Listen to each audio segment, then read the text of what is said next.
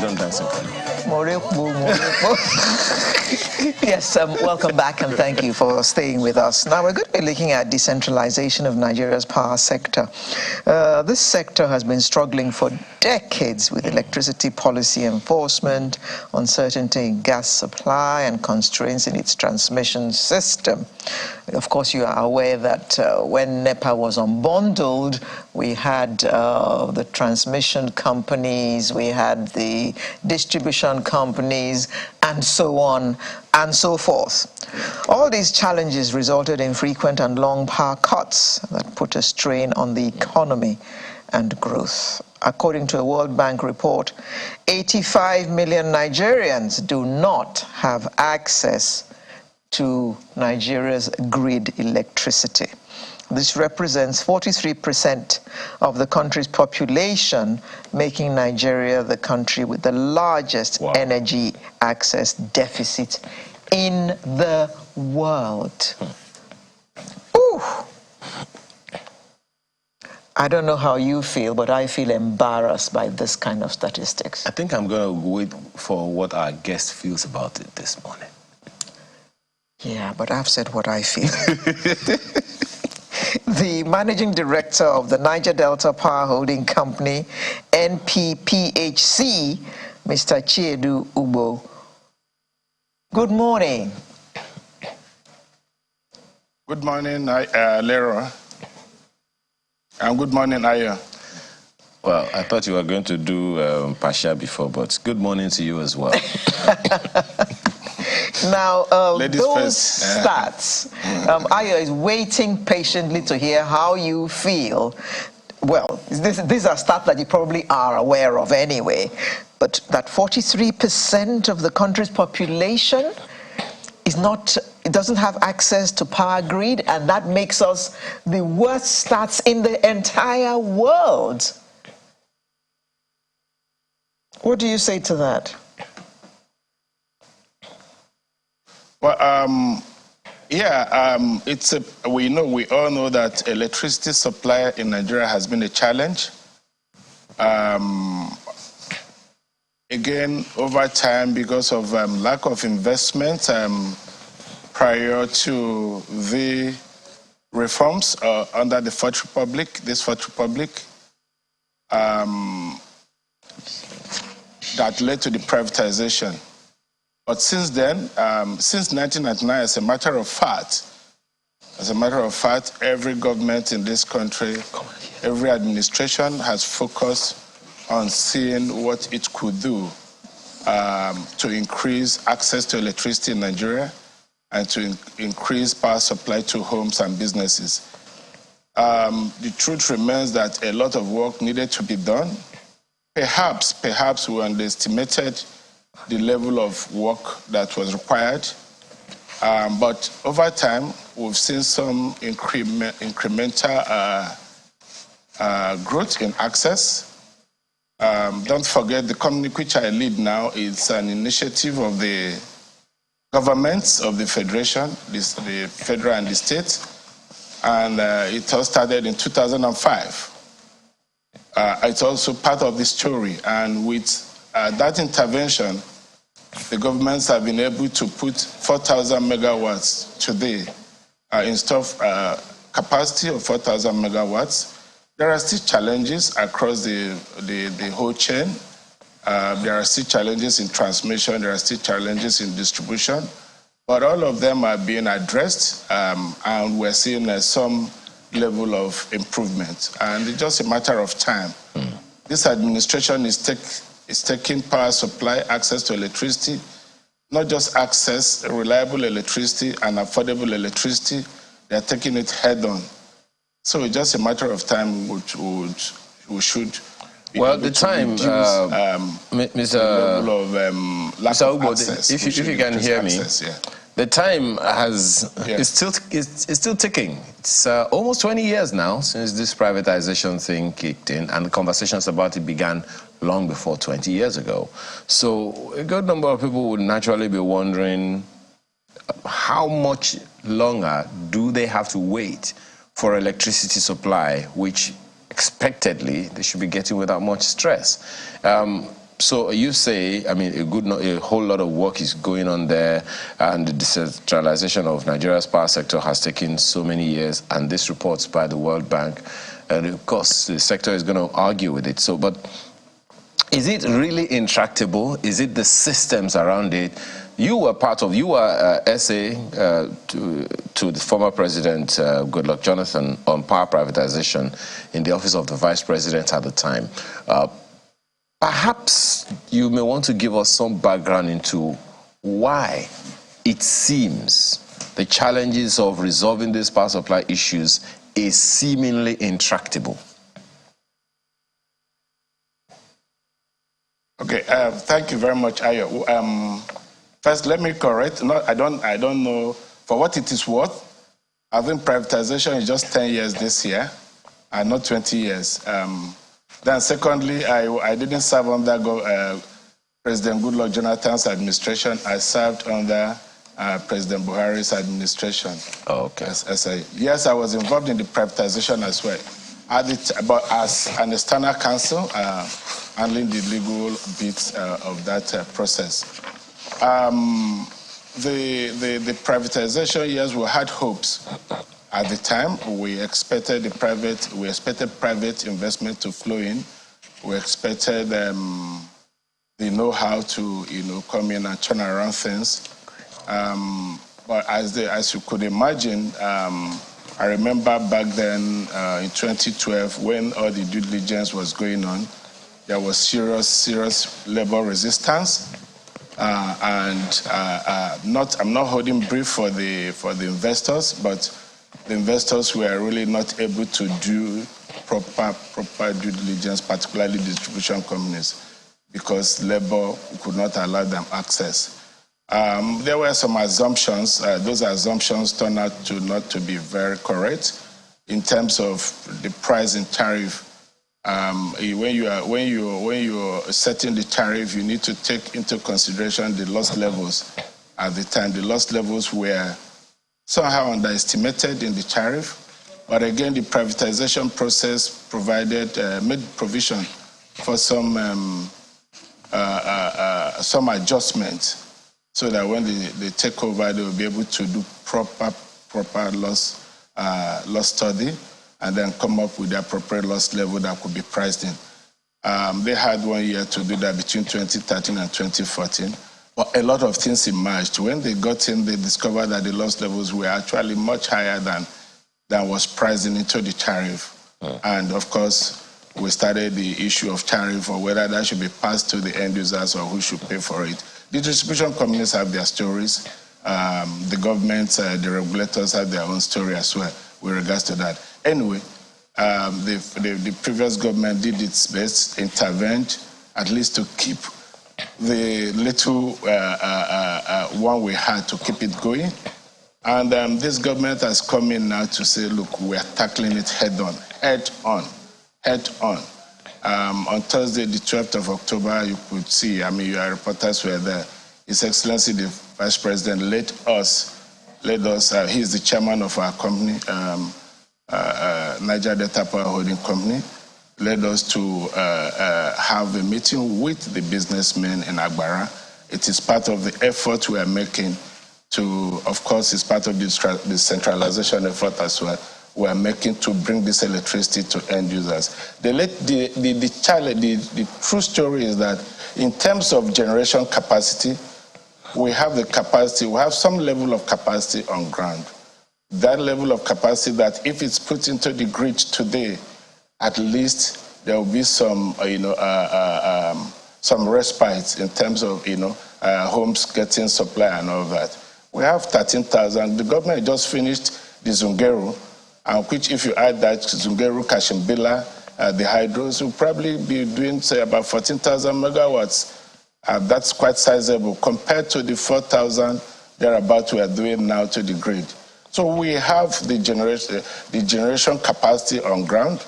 Our challenge is in the network area, transmission distribution interface. That's a major area, and of course, Nigerians paying for at least the electricity they consume. It's a major problem that the distribution companies are facing.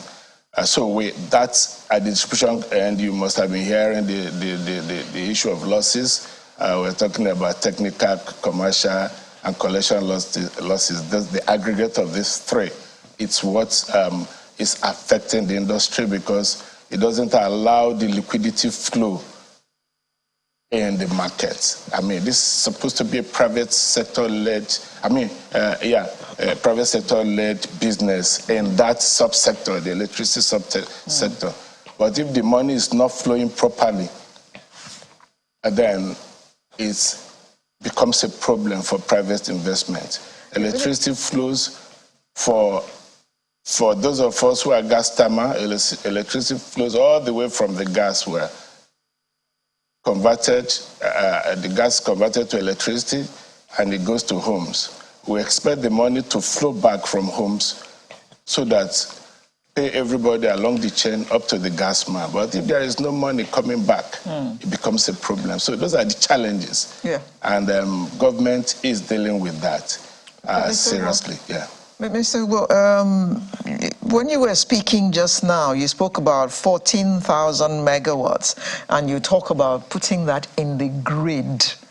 This issue of the grid again, is that not why government determined or decided a few months ago to take electricity out of the exclusive list, to say that even states can now generate theirs, which we believed meant that, it didn't all have to go through the grid anymore, since we keep having grid collapse on a constant basis? Yeah, I think it's relative. You are right. What we cannot phase out a grid. What the law says is the states now have powers to regulate, to make laws over investment in their own grids. So the states can also do their own grids. I mean, so if you're talking about national grid, I agree with you about that semantics. I understand exactly what you mean. And that is why my company, for example, is owned 53% by all the states put together, and of course the federal government for 7%. So the states, we are working with the states to work with them to bring the available capacity for them to their states. So some decentralization of sorts, yes. But most of the power plants we have right now, they are connected to the grid, and they need the transmission system to carry them over a long distance. They are huge power plants. We are talking about 500 megawatts power plants. You can step down in the states where they are located. We can also take them to the neighboring states, and we can take them to the distant states from there. In whichever way, you still need a system, a grid system, a network system. Okay, let me not call it grid now. A network system to take them, to transport them to these load centers where they need. And that is what the law now says. States, okay, you take your destinies in your hands, while the transmission system remains for cross-border in terms of states, cross-border transportation. The states can also work within their own states. They are free, unlike before where the Constitution says, oh, yeah, you can do your own off-grid, but so long as it is the grid, it's in the exclusive list. Now the states have the powers to make laws concerning electricity within their state, including investment in the state, including mobilizing the required private investment in the states, including even in setting up all this, their own network to ensure that they have uninterrupted power. It's possible, yes. Can you just tell us in about 2 sentences what exactly NDPHC does? It is not a disco, we know that. So what exactly is the job of the NDPHC? Okay, yeah. At the thick of the reform, of the power sector, the government at that time discovered that the generation capacity in the country was very inadequate. So while you're expecting the private sector to come in, you need some level of generation at least. You don't give up everything. And then the government of President Obasanjo at the time, with the SS crude account, decided that, look, we need to invest in generation. Put the states together, and they took the money, they invest in this, and they said we need to invest in generation. That idea was called, and is still called, the National Integrated Power Project, NIPP. So that National Integrated Power Project is what the Niger Delta Power Holding Company implements. Power plants were designed to be built close to gas sources in the Niger Delta. So we have power plants across the Niger Delta states. That's the including Ondo State, all the way from Ondo to Cross River State. We still have 2 power plants outside the core Niger Delta states. We have one in Olongshogo, in Ogun State, near Papaland to there, and we have one in Geregu near Jokuta, in Kogi State. So these were funded from the SS crude account, but we are named Niger Delta Power Holding Company because our power plants are predominantly in the Niger Delta states. And over time, like I mentioned before, we've constructed 4,000 megawatts. 2 are still under construction. Our initial design is 5,000. The ones under construction will bring up additional 1,000 to make up 5,000 from us alone, from Niger Delta Power Holding Company alone. So we are involved in providing electricity generation capacity that will go to the grid. It was also thought at that time that, look, you don't just provide the generation capacity without providing the transportation network for it. So we have invested as well tremendously in transmission network all across the country. We also have intervened in distribution networks everywhere. And I always say there's virtually no local government in this country where we do not have our footprints in terms of generation capacity. In terms of injection substations for distribution, in terms of the lines, distribution lines, in terms of distribution transformers all over the country. But however, at the time, when we saw that, yes, we are doing this, but we were not getting the required impact, and we decided, okay, the best way is to target this intervention in networks, target it to areas where we'll have some reasonable impact. And that's where we came up with. And then, of course, the regulator and the Office of the Minister, they magnanimously came up with the what we call the Eligible Customers Regulation. So, which means, look, don't wait for distribution companies, don't wait for the transmission company. You can work with them if you so desire, but you just go straight to these people, work with them, supply them. That's the consumers that can take at least 2 megawatts and above, work with them and supply them electricity. Yeah. And that's what we are doing. Because previously, we have the Nigerian Bulk Electricity Trading Embed that buys electricity from every grid-connected generation plant and onsets to distribution companies.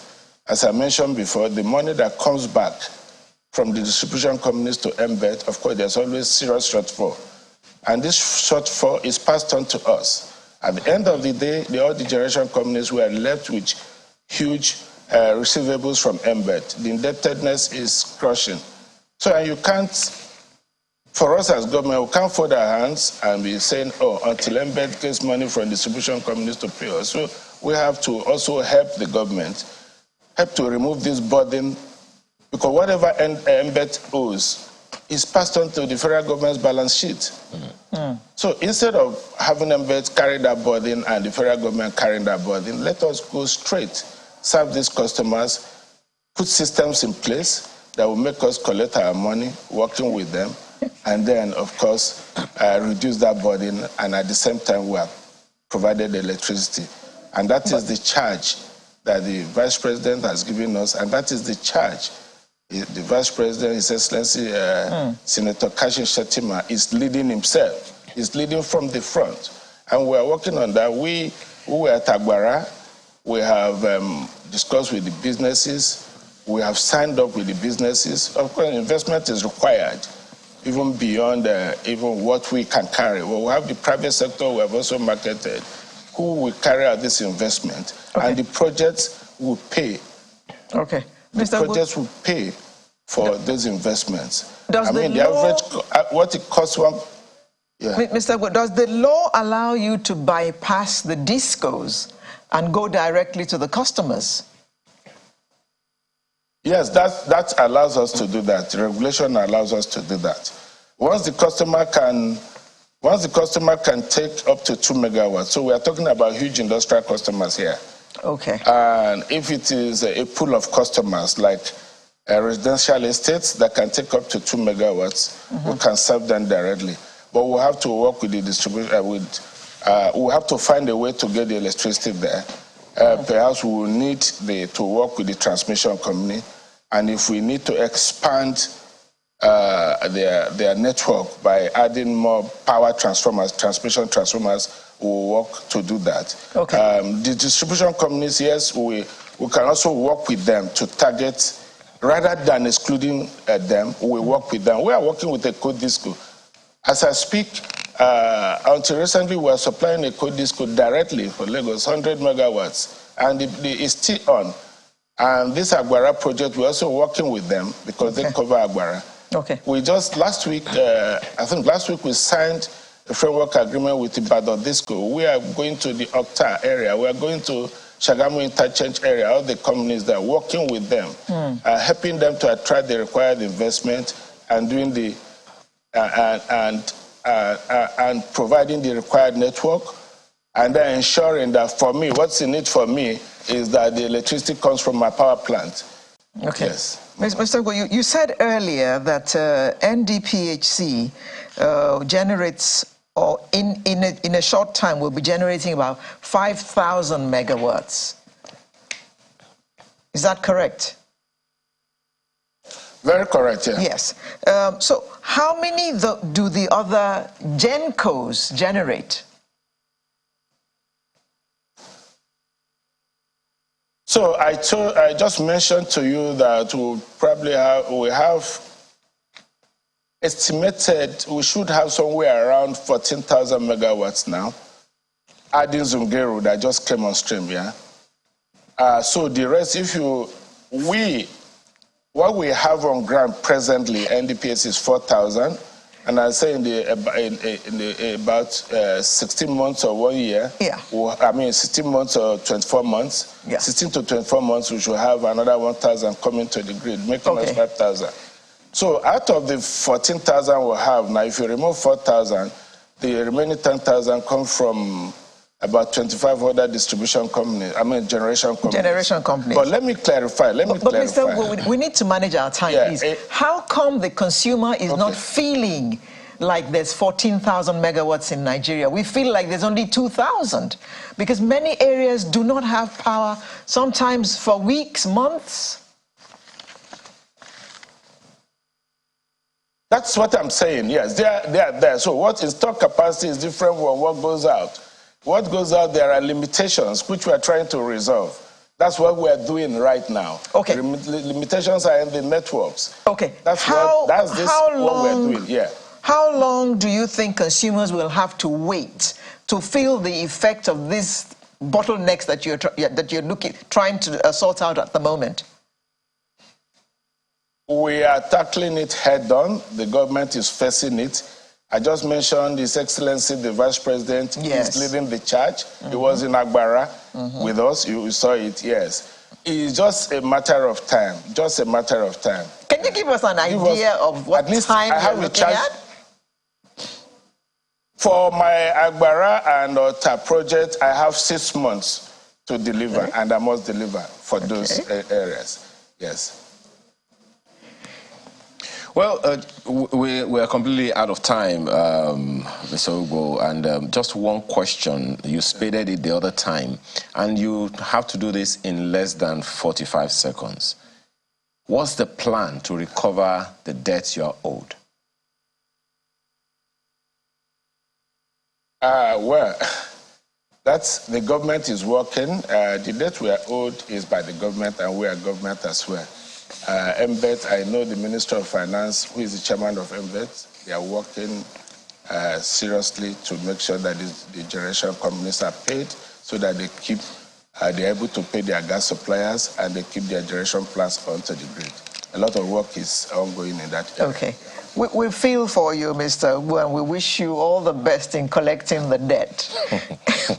We wish you all the best as well, in generating... Government owing government money, it's... No, it's not a big deal. It's not a big deal. We wish you all the best, and we hope that you can give Nigerians more power in the shortest time possible. Mr. Chiedu Ugbo, Managing Director, CEO, Niger Delta Power Holding Company. He joined us from our studio in Abuja. Thank you very much for joining us. Sunrise will return in just a moment. Do stay with us.